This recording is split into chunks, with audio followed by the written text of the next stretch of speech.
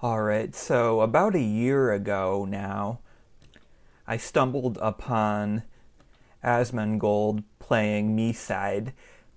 I remember it was right after he was playing Five Hearts Under One Roof, which is also apparently getting a sequel now. But I was thinking this was probably going to be something along the same line, only to dive in deeper and find out that it's more similar to Doki Doki Literature Club, which is a game I really, really liked. So I did eventually get this game for myself. Kind of got busy and forgot about it for a bit, but then I saw a game called Error AI Leon get announced, and it reminded me of these sorts of games. I don't know if there's a specific term for it other than dating sim to horror, fourth wall breaking switch up. But it felt like a good time to go and finally play through the entire game myself. And I gotta say, overall, I think I did like this one more than Doki Doki Literature Club. Granted, I feel like the overall moment of the twist was a lot better in Doki Doki Literature Club. And part of that is probably because that was the first time something like that was sort of seen at a massive scale.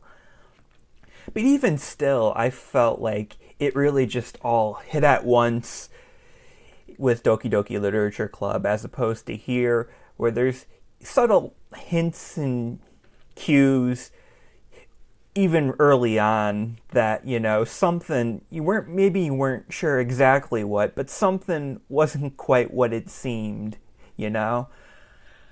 It does almost make you wonder, though, if this came before Doki Doki Literature Club, which may not even technically be possible because this game could have obviously taken the inspiration and not necessarily became what it is without Doki Doki. But if something like this came first, because I feel like I see Miside has, a cult following, a good fan base and that, but I don't feel like it's at the scale that Doki Doki was at one point or even still is at.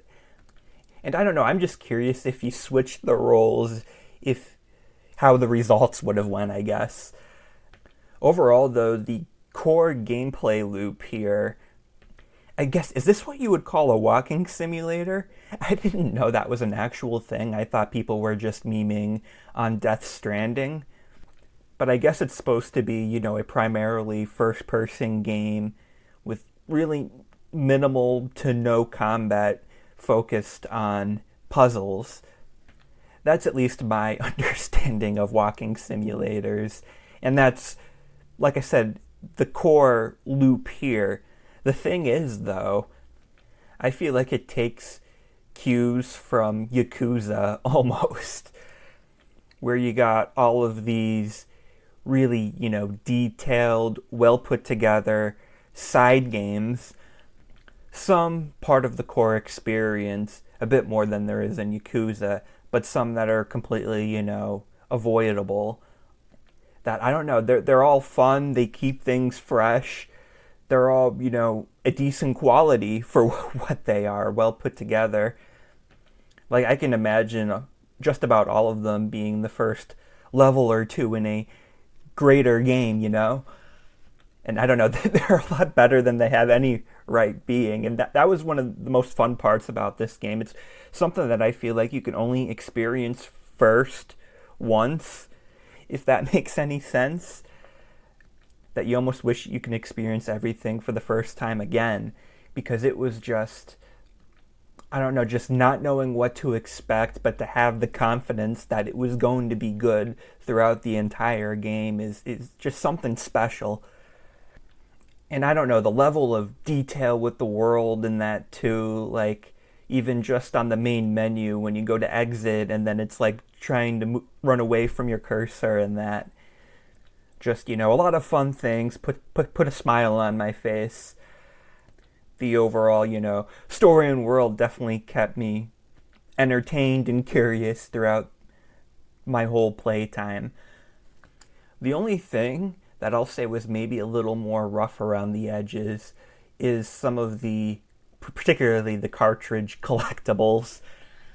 I feel like they're one of those collectibles, though, to where they're so easy to miss and sometimes really out of the way that even though sometimes I sort of hit myself in the head like, oh, I should have known to look there, or I should have been able to find more than just, I think I only found like 3 or 4 throughout the entire game of, I don't know, 20-ish.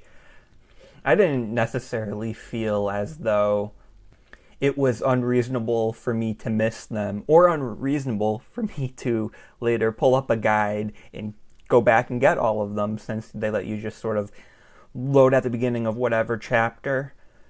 So I think you could have argued if you weren't able to do that, and it's all kind of linear, and if you missed something in the previous chapter and couldn't go back, then that would have been a little much, but luckily that wasn't the case.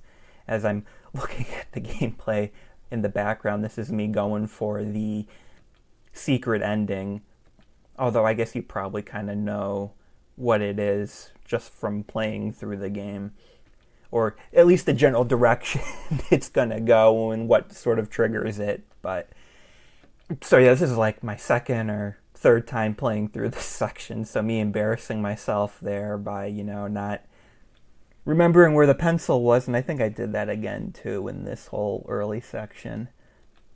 But I don't have much more to talk about, so we won't really probably get to it.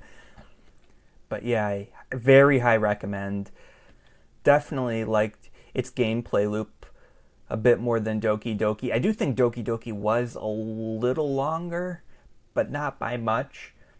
Actually, some of that too might be. I think because my playtime here would be from some of the bonus content from the re-release. So, but overall, I mean, Doki Doki was free too, but it's a fair price, I think, for what you get, and a really great experience.